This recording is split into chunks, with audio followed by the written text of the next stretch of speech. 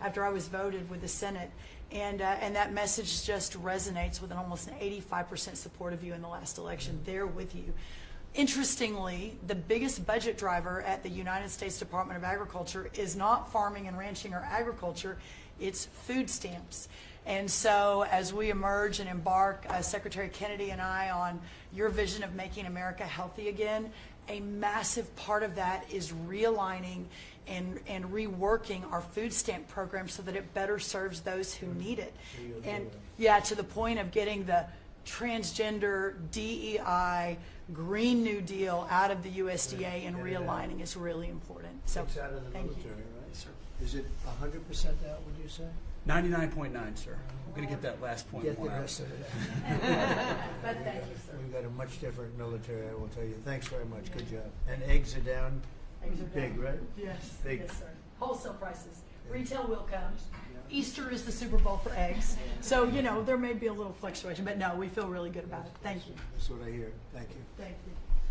Good. I'd echo what Howard said on the trade queue, that we've got over 75 countries that want to come in. So it'll be Treasury, Commerce, Jameson at USTR, and we're putting a process in place. And as you said, you're going to be part of the negotiations too, because you know, I've had these countries call me up and Secretary Bessem, we're happy you're going to be negotiating. Well, President Trump's going to be involved too. Every So detail. bring your best deal on the budget. It's moving quickly in the House and the Senate thanks to your leadership. We're also going to have debt ceiling in there, so we're going to get an increase in the debt ceiling. So, and that will be the done and dusted for Part of the bill that we just got to vote on today. So. part of the bill. It'll be done and dusted for 2 years. We won't have to worry about that. And then I gave a speech yesterday to 1,400 small and community bankers, and they were so happy to hear from your administration. And I told them Wall Street's done great for the past 4 years, 10 years, 20 years. It can continue doing great, but it's Main Street's turn now, and it's those small bankers through deregulation, through emphasis on Main Street, your Main Street agenda, bringing back jobs, that is going to power the smaller communities. And then finally, the bond auction went very well yesterday. We had a lot of foreigners show up as the support, showing that the U.S. is still the best place to invest. The inflation report, as you said, was quite good. And energy prices are down more than 20% since January 20th. Amazing. Great. Very good numbers. Great number. Thank you. Pam? President, we've had some great wins in the last few days. That you were overwhelmingly elected by the biggest majority. The U.S. Americans want you to be president because of your agenda, and the courts are ruling that you have the authority to determine how the money of this country will be spent. That's what the American citizens wanted, and that's what they're getting. An example of that Friday was the Department of Education, that you can determine how the money will be spent. No more DEI. And that impacts every agency across the board. On the civil side, again, NLRB, we had a big win in the Supreme Court there. OPM, a big win there. But also 16,000 workers there. But also on the criminal side, the Alien Enemies Act, we are winning there. And your directive to me was to keep America safe, and that's what we're doing. Whether it's the alien enemies, all of these gangs, and they are enemies of our country. They are terrorists, they are organized crime, they have come here, they are extremely organized, they are spread throughout our country, and they are creating terror, and no more under your directive. And that has stopped. Yesterday in South Florida, we charged the 11 defendants with $500 million of pure cocaine coming into our country to kill our kids. They were caught, they will be prosecuted to the fullest extent of the law. These gang members are going back to where they came, or they're going to an El Salvador prison at your directive. And you also gave us a directive to prosecute the people who are going after Tesla to the fullest extent of the law, some of the greatest police work I've seen. We've made 4 arrests. There will be no negotiations at your directive. They're all looking at 20 years in prison, and within the next 24 hours, you're going to be seeing another huge arrest on a Tesla dealership, President, and that person will be looking at least 20 years in prison with no negotiation. And I think it's good. I think it's a good, we want to be, a word you like to use, Jeff, is transparent. So we want to be transparent, and we'll do that by starting with Pete. Go ahead, Pete. Yes, Mr. President, we just got back from Panama last night. We were at the Panama Canal with their Southcom commander ships, F-18s, troops, and signed a couple of historic deals. One which is with the Panama Canal Authority, a framework for U.S. vessels, first and free through the Panama Canal. Right. And then also a memorandum of understanding with their security minister for the presence of U.S. troops. Fort Sherman is an old U.S. base there, as well as their naval station and air station, jointly with Panama to secure the Panama Canal from Chinese influence. That's something you said, we're taking back the canal. China's had too much influence. Obama and others let them creep in. We, along with Panama, are pushing them out, sir. And so we had a very successful trip there. President Molino, sends his regards, very complimentary of the U.S. as he's a great ally, and I think they want the Communist Chinese out, and with our troops there partnering with their forces, we've got a chance to push them all the way out, sir.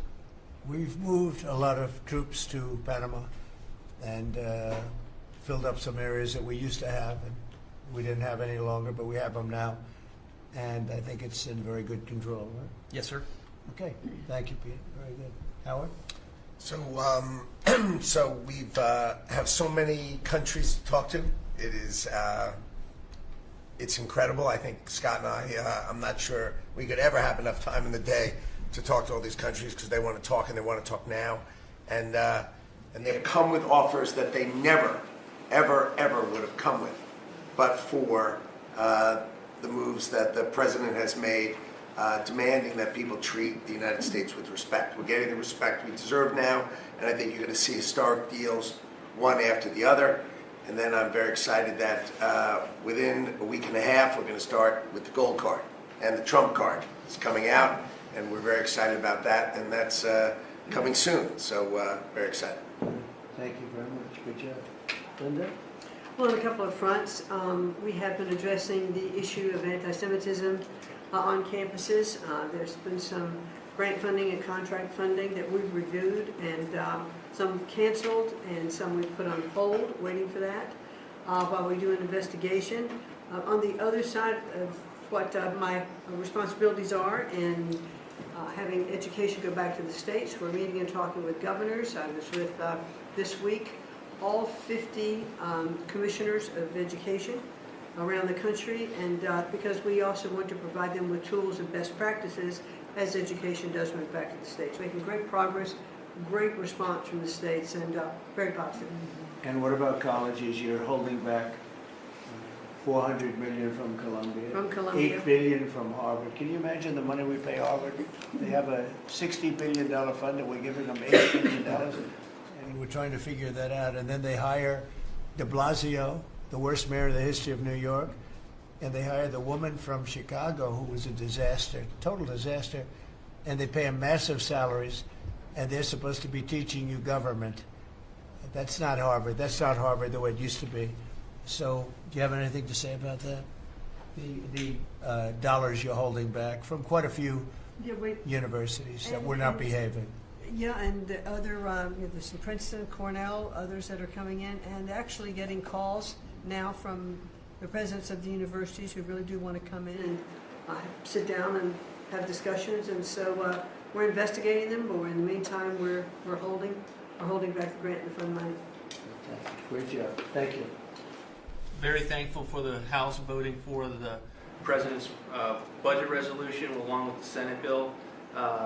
Made a ton of progress this week in working with members to ensure that a desire for flexibility in the Senate was not misconstrued as a desire not to slow and do spending reforms. And so we're very thankful for that. And now we can get after writing that bill, getting the President as big a package of his agenda to his desk. So very good week. Good.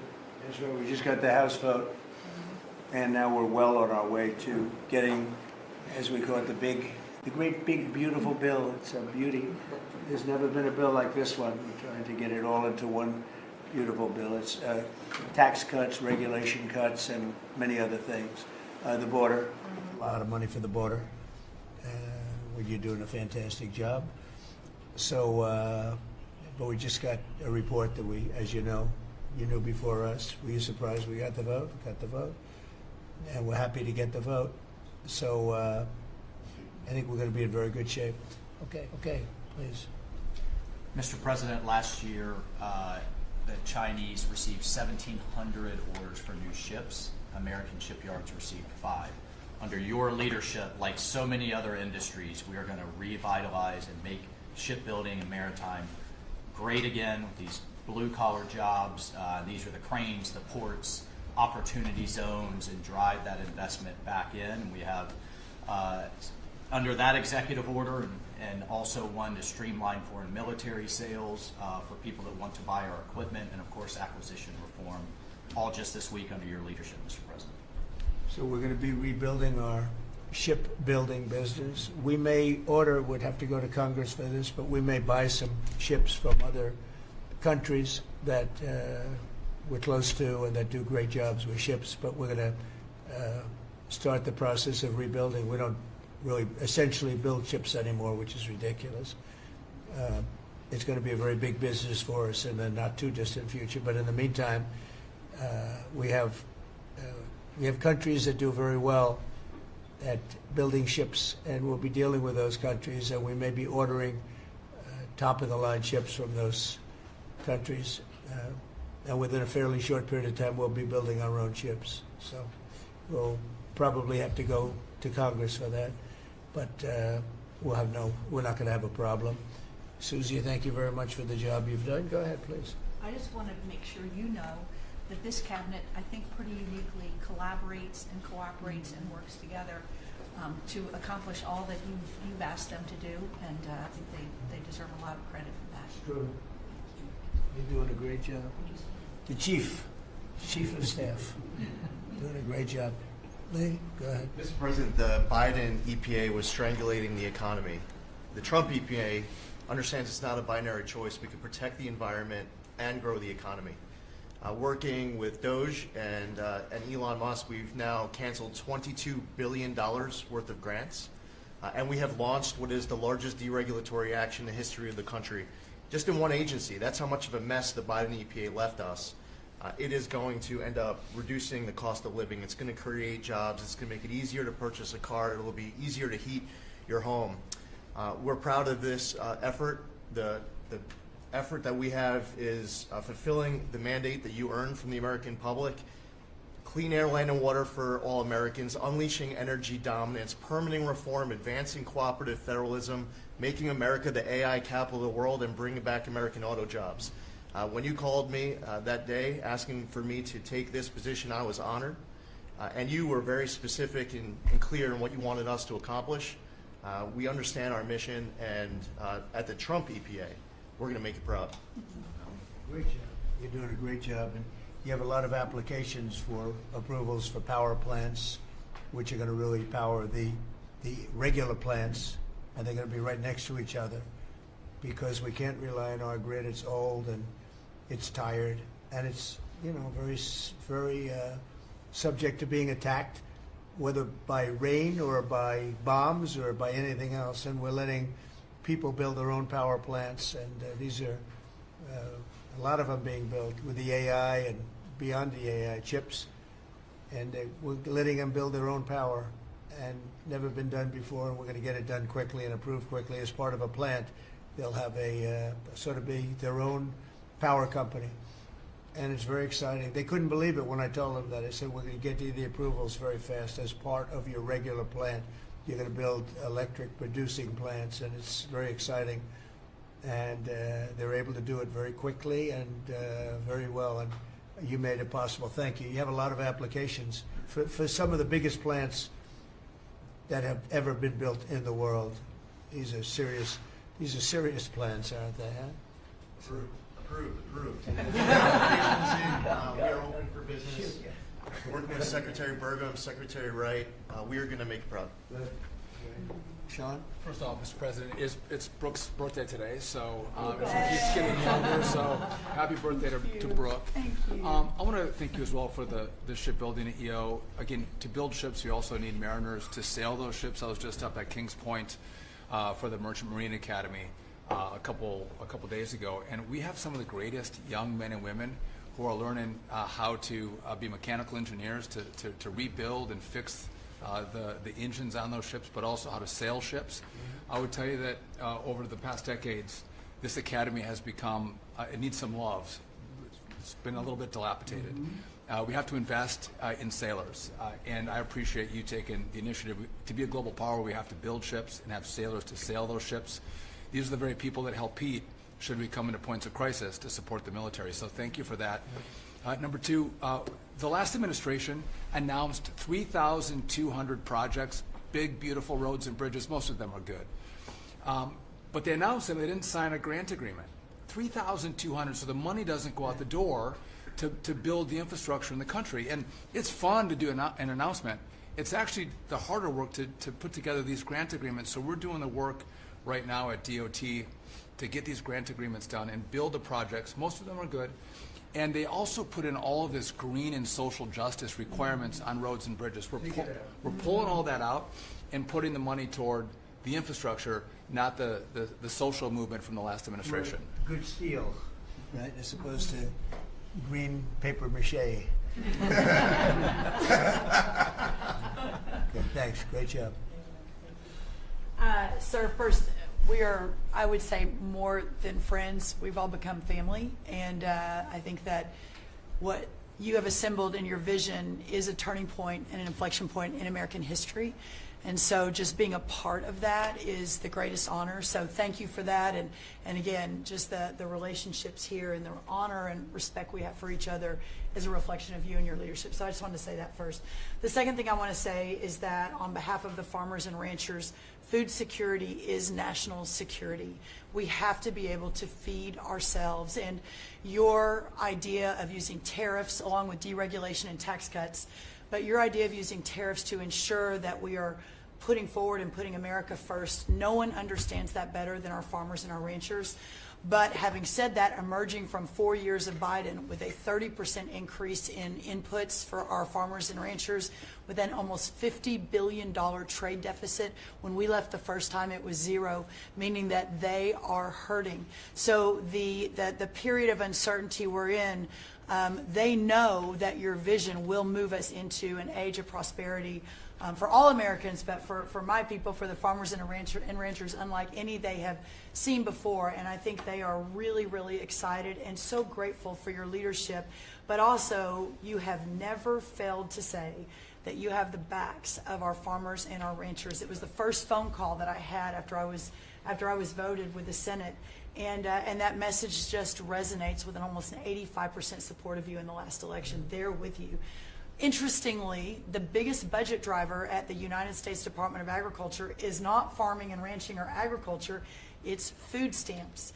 And so as we emerge and embark, Secretary Kennedy and I, on your vision of making America healthy again, a massive part of that is realigning and reworking our food stamp program so that it better serves those who need it.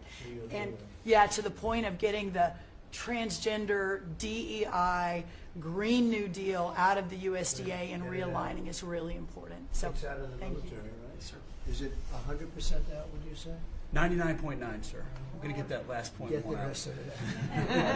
But thank you, sir. We've got a much different military, I will tell you. Thanks very much. Good job. And eggs are down. Eggs are Big, down. right? Yes, Big. yes, sir. Wholesale prices. Retail will come. Easter is the Super Bowl for eggs. So, you know, there may be a little fluctuation, but no, we feel really good about it. Thank you. That's what I hear. Thank you. Thank you. Good. I'd echo what Howard said on the trade queue, that we've got over 75 countries that want to come in. So it'll be Treasury, Commerce, Jameson at USTR, and we're putting a process in place. And as you said, you're going to be part of the negotiations too, because you know, I've had these countries call me up and Secretary Bessem, we're happy you're going to be negotiating. I said, well, President Trump's going to be involved too. Every So detail. bring your best deal on the budget, It's moving quickly in the House and the Senate, thanks to your leadership. We're also going to have debt ceiling in there, so we're going to get an increase in the debt ceiling. And that will be the done and dusted for Part of the bill that we just got to vote on today. part of the bill. It'll be done and dusted for 2 years. We won't have to worry about that. And then I gave a speech yesterday to 1,400 small and community bankers, and they were so happy to hear from your administration. And I told them Wall Street's done great for the past 4 years, 10 years, 20 years. It can continue doing great, but it's Main Street's turn now, and it's those small bankers through deregulation, through emphasis on Main Street, your Main Street agenda, bringing back jobs, that is going to power the smaller communities. And then finally, the bond auction went very well yesterday. We had a lot of foreigners show up as the support, showing that the U.S. is still the best place to invest. The inflation report, as you said, was quite good. And energy prices are down more than 20% since January 20th. Amazing. Great. Very good numbers. Great number. Thank you. Pam? President, we've had some great wins in the last few days that, you were overwhelmingly elected by the biggest majority. The U.S. Americans want you to be president because of your agenda. And the courts are ruling that you have the authority to determine how the money of this country will be spent. That's what the American citizens wanted, and that's what they're getting. An example of that Friday was the Department of Education, that you can determine how the money will be spent. No more DEI. And that impacts every agency across the board. On the civil side again, NLRB. We had a big win in the Supreme Court there. OPM, a big win there. But also 16,000 workers there. But also on the criminal side, the Alien Enemies Act. We are winning there.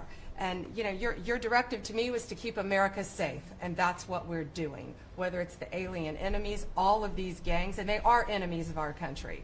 They are terrorists, they are organized crime, they have come here, they are extremely organized, they are spread throughout our country, and they are creating terror. And no more under your directive. And that is stopped. Yesterday in South Florida, we charged 11 defendants with $500 million of pure cocaine coming into our country to kill our kids. They were caught. They will be prosecuted to the fullest extent of the law. These gang members are going back to where they came, or they're going to an El Salvador prison at your directive. And you also gave us a directive to prosecute the people who are going after Tesla to the fullest extent of the law, some of the greatest police work I've seen. We've made 4 arrests. There will be no negotiations at your directive. They're all looking at 20 years in prison, and within the next 24 hours, you're going to be seeing another huge arrest on a Tesla dealership, President. And that person will be looking at least 20 years in prison with no negotiations. That's great. That's great. That will stop it. Cold. Domestic terrorism. Thanks. Doing a great job, too. Thank you very much. Lori, please. Mr. President, accountability matters. That's what we're recognizing. With our partners at the Department of Labor for Government Efficiency, just a few weeks ago, we realized there's about $4.4 billion in COVID funds that were not used, that the state coffers were just holding on to. Out of that, we've returned $1.4 billion back to the state treasury, so essentially to the American people, and we'll go back and claw the rest of those billions of dollars back. And on the heels of that, late last night, we're understanding unemployment insurance fraud. That trust needs to be whole for the American people. When we need it for who deserves it. That's not what we're seeing in the numbers that we saw last night, again, exposed by our partners at DOJ at the Department of Labor. Since 2020, over $400 million of payments have gone out already. And when you hear these numbers, apparently in the United States, we have over almost 25,000 people who are over 115 years old who are collecting $59 million that we have sent out to people. Talk about fraudulent behavior. Mr. President, 28,000 people between 1 and 5 years old have collected fraudulent payments at the tune of $254 million has gone out.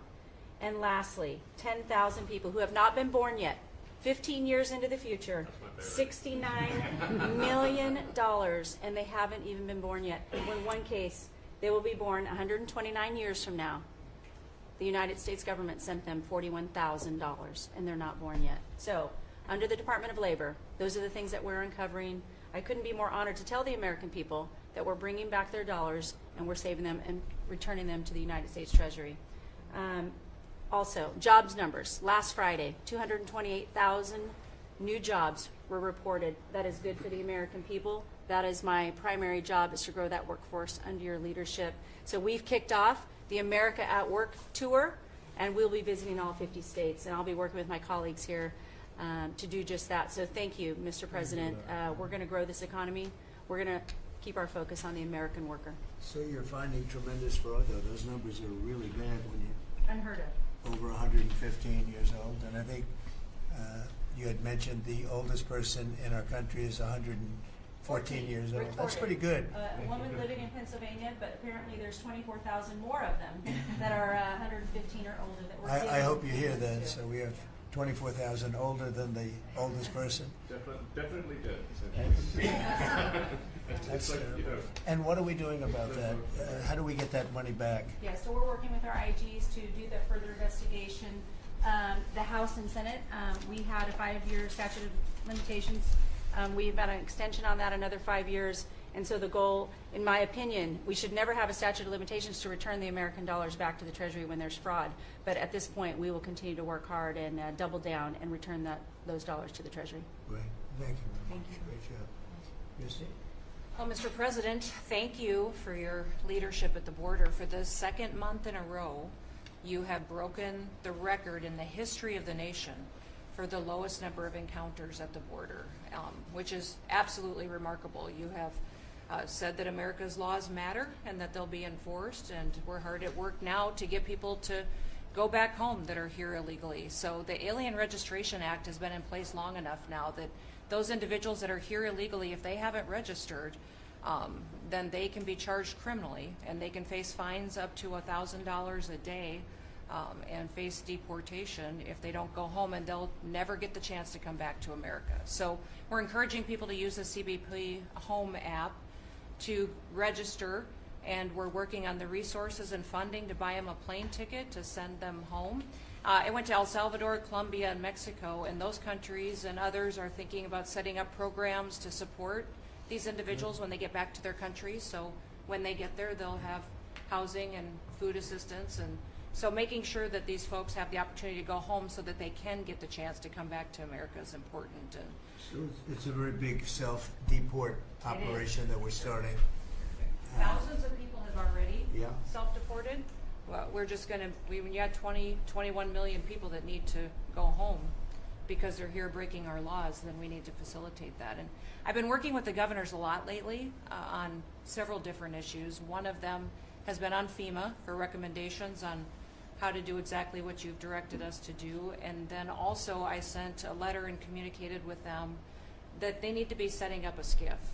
Some of our governors don't have secure facilities to have national security issues. I think one of the jobs Homeland Security has is to give communication down to states, to local cities and communities. And so recommending they get a SCIF, they have secure comms with them at all times or nearby so that they can have national security conversations, and then to have somebody in their office designated that is their communications person. A lot of them have emergency management officers, but they don't necessarily have somebody designated when it comes to a national security issue that we may need to communicate with them on. And I think American people need to know that Real ID will be required to travel on May 7th. So those governors have been notified to communicate that at home. We don't want anybody to get delayed and not be able to travel when they get to an airport. And this will also help us bring integrity back to all of our IDs and how they're used for issuing driver's licenses. And governors know how I feel about making sure their driver's licensing system has integrity, because a lot of people use their driver's license to vote. And the backbone of our country and the foundation is election integrity. So we're giving all those directions to our governors and communicating that so they can lead on it as well. And we're going to work with people so that if they go out in a nice way, go back to their country. We're going to work with them right from the beginning on trying to get them back in legally. Is that right? A chance to come back. So it gives you real incentive. Otherwise, they'd never come back. They'll never be allowed once a certain period of time goes by, which is probably going to be 60 days. We're also going to work with farmers that if they have strong recommendations for their farms for certain people, we're going to let them stay in for a while and work with the farmers and then come back and go through a process, a legal process. But we have to take care of our farmers and hotels and various places where they need the people. And we're going to be working with you very carefully on that. So a farmer will come in with a letter concerning certain people saying they're great, they're working hard. We're going to slow it down a little bit for them. And then we're going to ultimately bring them back. They'll go out, they're going to come back as legal workers. Okay? Yes, sir. Thank you. Which I think will be I think it's very important to do. Okay, thank you very much. Great job. Jameson, I watched you testify for the last couple of days. You were on every night at 3 o'clock in the morning. And you did great. You were fantastic. Thank you very much. It's just what I like to do for fun, sir. You've been keeping us very busy. Last week, you started a reordering of international trade, something that hasn't happened for 80 years, something that should have happened decades ago. And you know that. You've known that for a long time. That's why you have us all working on this. You came into an emergency situation where President Biden left us with a $1.2 trillion trade deficit. It's the largest of any country in human history, the largest. So you declared an emergency, you took action. You said the largest in history, right? In history. There's never been anything like what he left us. He left us a mess. His whole administration was a mess. So go ahead. So you declared an emergency, you imposed a trade action, so now you have a tariff on the world, it promotes U.S. manufacturing, it protects U.S. workers, and you've also given room for negotiation during this time so we can open export markets for our farmers and other producers and American workers. And this is why the unions vote for you, this is why the workers vote for you, this is why the families want you to be the president, because you're standing up for American workers and American communities. We've had countries come in over the past couple of weeks that represent more than half of global domestic GDP, more than half. That's who's coming in to talk to you and to your advisors about how to have reciprocal trade, how to have fair trade. Would have happened without you. Thank you very much. Great job. Lovely line. Well, thanks to your fantastic leadership, this amazing cabinet, and the very talented Doge team, I'm excited to announce that we anticipate savings in FY26 from reduction of waste and fraud by $150 billion. And I mean, and some of it is just absurd, like people getting unemployment insurance who haven't been born yet. I mean, I think anyone can appreciate whether, I mean, come on, that's just crazy. Some of these things, people ask me like, well, how are you going to find waste and fraud in the government? I'm like, well, actually just go in any direction. That's how you find it. It's very common. it's as the military would say, target-rich environment. So I think we're doing a lot of good and excellent collaboration with the cabinet to achieve these savings. And it will actually result in better services for the American people, and that we're going to be spending their tax dollars in a way that is sensible and fair and good. And your people are fantastic. In fact, hopefully they'll stay around for the long haul. We'd like to keep as many as we can. They're great, smart, sharp, right? Finding things that nobody would have thought of. Very computer savvy. Yes. We're working with hard to get the Trump Gold Card operational, hopefully in the next week or so. That'll be very exciting. It's really exciting. That's a pathway to citizenship. Yeah. Into the United States. It's a big deal. Yep, it's a big deal. Thank you very much. Great job you're doing. Thank you, sir. Thanks to your leadership and setting the mandate of transparency and accountability across the U.S. government. I'm bringing that transparency and accountability to the intelligence community, first and foremost, to make sure that you and your cabinet have that real-time, relevant, apolitical, objective intelligence to best inform whether it's negotiations for peace, negotiations around tariffs, the great work that you are leading around the cabinet today. Secondly, working with Department of Homeland Security and the FBI to increase our information sharing to achieve your goal of countering the narcotic trafficking and our ability to go after cartels now designated as foreign terrorists. I met with the National Sheriff's Association this week, being able to work to make sure that the information that they are getting on the ground, that local law enforcement is getting on the ground, is being fed back up through to our National Counterterrorism Center, and that we have all of the federal agencies, state and local law enforcement all on the same page as we are working to make our country safe again.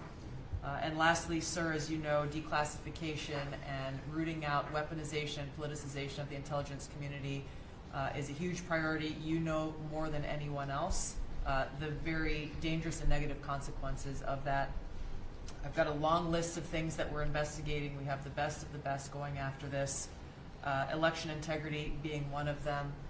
We have evidence of how these electronic voting systems have been vulnerable to hackers for a very long time and vulnerable to exploitation to manipulate the results of the votes being cast, which further drives forward your mandate to bring about paper ballots across the country so that voters can have faith in the integrity of our elections. And lastly, we've been scanning. I've had over 100 people working around the clock to scan the paper around RFK, Senator Robert F. Kennedy's assassination, as well as Martin Luther King Jr.'s assassination.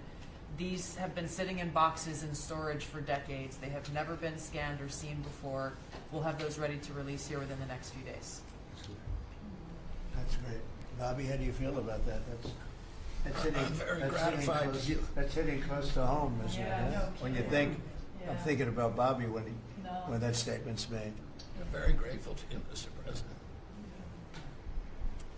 And you'll let Bobby see some of this because, you know, it's very personal stuff. But it's time. I've asked him, and his response is, put it out. The world needs to know the truth. And his uncle that's been out, and anything that hasn't been out, they can go to your offices and see, right? Everything that we have within our possession, it's either online or it's physically at the National Archives and Records Agency. We also have hunters going out, Mr. President, and looking in the storage lockers at FBI and CIA and other agencies, specifically to find if there is anything else that has not been reported. We're actively going out and trying to search out the truth. Okay. Yeah, we want to get it all out. Yes. 100% good. Thank you very much. Good job, Dustin. Mr. President, on behalf of America's manufacturers, I want to thank you for standing up to the Chinese Communist Party and fighting for our main streets, for our workers, and for those that make things in America. I'm out on a Made in America manufacturing tour, and as I go across the country, people are grateful to have a president who's not just fighting on the tariffs fronts, but to get inflation down, to create jobs. After Biden destroyed 110,000 manufacturing jobs in just his last year, you've already brought back thousands and thousands of manufacturing jobs. So the American worker is grateful. Main Street is grateful for you. And at the agency level, we're making sure that manufacturers have access to the capital they need, but we can't do that if we're not fighting fraud. So we've modified our loan applications to have citizenship verification, to make sure we have birth dates, common sense principles around lending that the Biden administration had waived. They waived $450 million of fees in 1 year. We're restoring that for the American taxpayer. And the American taxpayer, as tax day approaches, April 15th, they need to know that this cabinet, this administration, and thank you Elon Musk and Doge for fighting for the American taxpayer to make sure that their hard-earned dollars are well spent, that they have a return on investment for this country, and that we're fighting for them just as you are every single day. So thank you, Mr. President. Thank you very much. Mr. President, we are working at HHS to advance your agenda to make America healthy again. I'm working with Lee Zeldin to reassess the fluoride rules based upon the August release by the National Toxicity Program of new science that shows a direct inverse correlation between exposure to fluoride and IQ loss, particularly in children. Lee and I were in Utah this week, to announce that Utah became the first state in the country to ban supplemental fluoride. I'm working with Brooke and governors now in 24 states who are advancing MAHA legislation to get soda pops off of the food stamp program, off the SNAP program. We've launched Operation Stork Speed to get the bad chemicals out of baby formula. We're working with governors across the country to get good food into the school lunch programs and to get rid of food chemical dyes and other bad chemicals that are in our food. We've shown now that this directly affects academic performance, violence in the schools, and mental health, as well as physical health. We are working with governors across the country to get cell-to-cell or bell-to-bell legislation to restrict the use of cell phones in schools, which again dramatically impacts academic performance. Today we announced a dramatic reduction in animal testing at NIH and FDA. We're going to switch over to AI, which we've now found is much more precise in identifying the impacts of toxics in various products. We're working with Elon, who's done an incredible job to eliminate the redundancies and to streamline operations at all the health agencies and to recalibrate our trajectory to your agenda of making America healthy again. And finally, the CDC has done an amazing job at getting the measles outbreak under control. We have about 680 cases now in 22 states, compared to the same outbreak in Europe, which is 127,000 cases and 37 deaths. Our numbers in this country have now plateaued. And I want to thank CDC for that. And we're trying to refocus the press. We've had 3 measles deaths in this country over 20 years. And we're trying to refocus the press to get them to pay attention to the chronic disease epidemic as you've asked us to. We have now 38% of American youth are pre-diabetic. This was unknown 30 years ago. Every child that becomes diabetic, there should be a headline about them. We have 100 million adults who are pre-diabetic or diabetic. And we have, we have now, the autism rates have gone from now most recent numbers we think are going to be about 1 in 31, 1 in 20, so they're going up again from 1 in 10,000 when I was a kid. And we are going, at your direction, we are going to know by September. We've launched a massive testing and research effort that's going to involve hundreds of scientists from around the world. By September, we will know what has caused the autism epidemic, and we'll be able to eliminate those exposures. So big. Think of that. So there was 1 in 10,000 children had autism, and now it's 1 in 31. Not 31,000, 31. That is that's a horrible statistic, isn't it? And there's got to be something artificial out there that's doing this. So you think you're going to have a pretty good idea, huh? We will know by September. There will be no bigger news conference than that. So that's it. If you can come up with that answer where you stop taking something, you stop eating something, or maybe it's a shot, but something's causing it. It can't be from 10,000 to. Can you imagine that, Martha? That's a big number. Thank you very much. You're doing great. Thank you, Bobby. Please.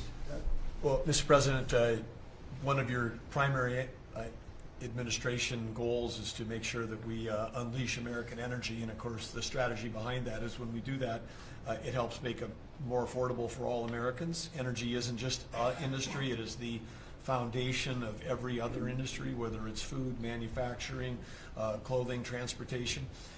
And then also when we've got the ability to generate and not just be energy independent but energy dominant, then we have the opportunity to sell energy to our friends and allies versus them buy it from our adversaries. And our adversaries were funding terrorism and conflicts against our allies by their oil and gas sales that were going through a Swiss cheese set of sanctions. So with your creation of the National Energy Dominance Council, over half the people at this table serve on that. Everyone has been engaged, whether it's interactions with negotiations with other countries, with putting sanctions in place that actually work, with cutting deregulation, working on biofuels, building infrastructure for transportation. There's a whole range of things that are being tackled. But when the outcome of all that is that the Biden administration was restricting supply, you're increasing supply. When you increase supply, then prices start to come down. And we have a huge opportunity to do this. Just in interior alone, there's 500 million acres of surface, 700 million acres of subsurface, and 2.5 billion acres of offshore. And the Biden administration was trying to restrict this so that you couldn't get a timber lease, you couldn't cut a tree, you couldn't graze a cow. You couldn't develop oil and gas minerals, and you couldn't develop the critical minerals we need for our technology, for our defense industries, and to be able to help us win the AI arms race against China. So we're opening up this, and with your executive orders and your work, we've on Tuesday, historic day, you ended the war on beautiful clean coal, which has been going on since Obama took office. China gets 60% of their electricity from coal. They're opening up they've opened up 94 gigawatts of coal in the last year as part of this AI arms race. 94 gigawatts, that's enough for 94 Denvers to be able to, 1 gigawatt per metro area like that.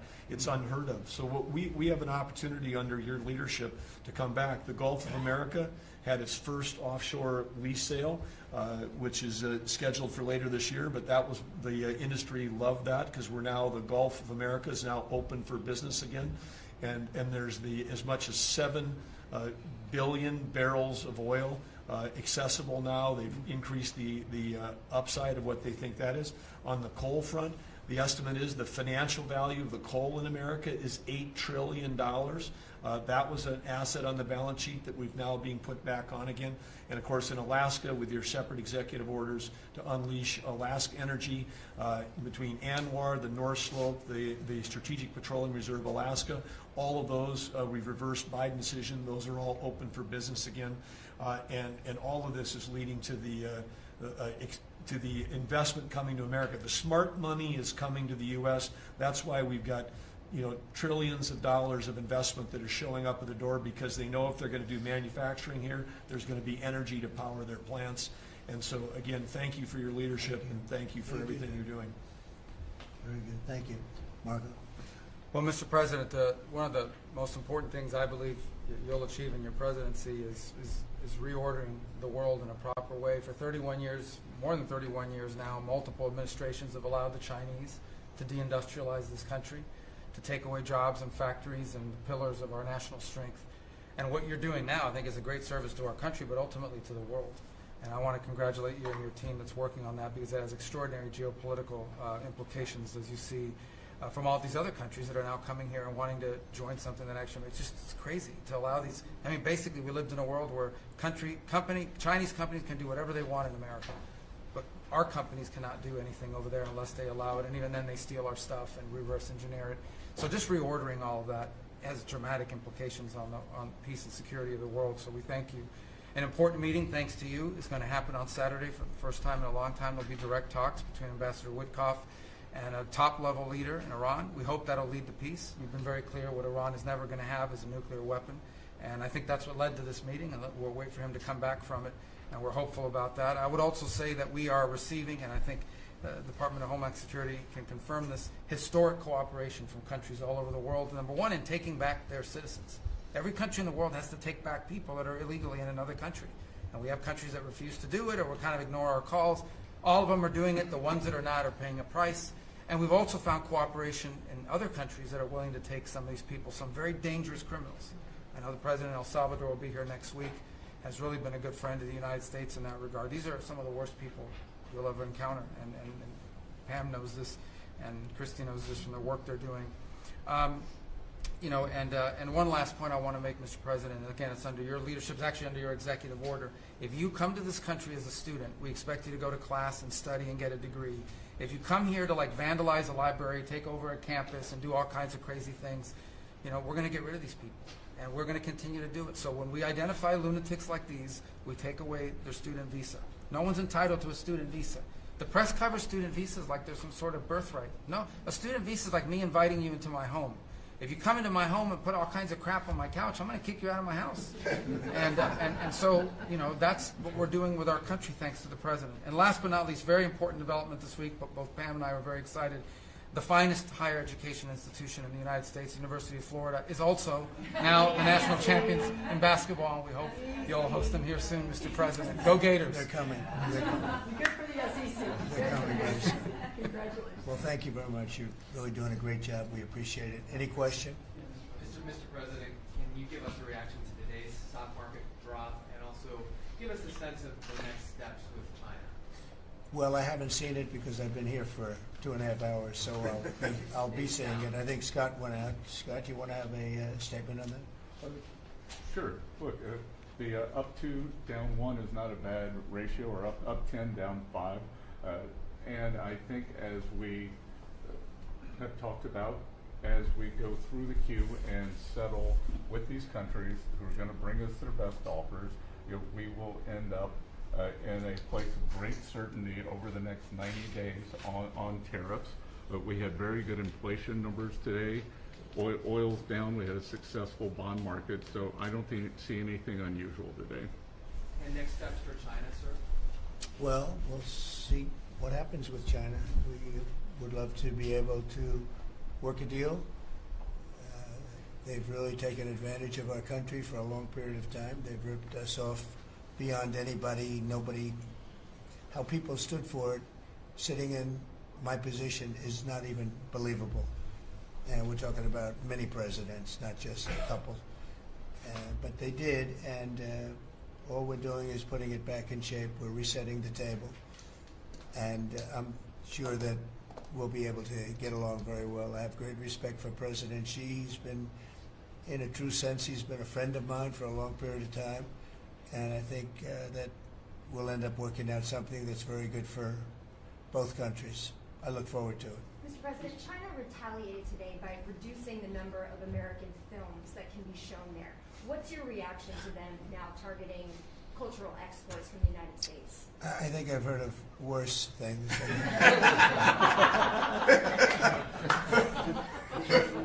Yes, please.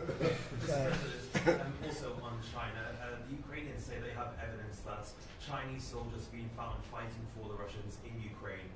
Can the U.S. verify this? And if so, what does the U.S. plan on doing to China to combat that? We'll look into it, but I think beyond that, we're really looking to get that war stopped. They're losing 2,500 and even more than that young people a week. They're Russian and they're Ukrainian. They're not American, but they're people. And we're seeing if we can get it stopped. And I think we're making progress. I appreciate the ballerina who was released. That was at the request of a very good friend of all of ours, actually. Dana White called me and he said it's the friend or the relationship of one of the fighters for UFC or one of the fighters. And Dana's an incredible guy, and we spoke to President Putin about it, and they made a deal. They released the young ballerina, and she is now out, and that was good, so we appreciate that. We hope that we're going to be able to make a deal relatively soon with Russia and Ukraine to stop the fighting. It's so senseless. It's such a horrible thing. It would have never happened if I were president, but it did happen, and we were given that card. And I think we're going to get it. I think we're going to get it stopped. Got to get going. We got to get it. We have to move it faster. Likewise with the hostages, we're making progress. We, there's 59 hostages, but only 24 of them are living, and that's the way it's been presented to me by the mothers of some of the dead, mothers and fathers of some of the dead hostages, and they want the bodies of their baby, as they say, their baby, their young boys. They want them back as much as if they were alive. It's amazing, because when I met the hostages 2 weeks ago here, I couldn't believe what they had to go through, by the way. But when I met them, they said, yeah, there's 59, but 24 are living. And they actually consider, I guess if you're a parent, you do consider it this way, that the the remainder who are dead, the 24 that are alive, the remainder that are dead, they want them back just as much as they would want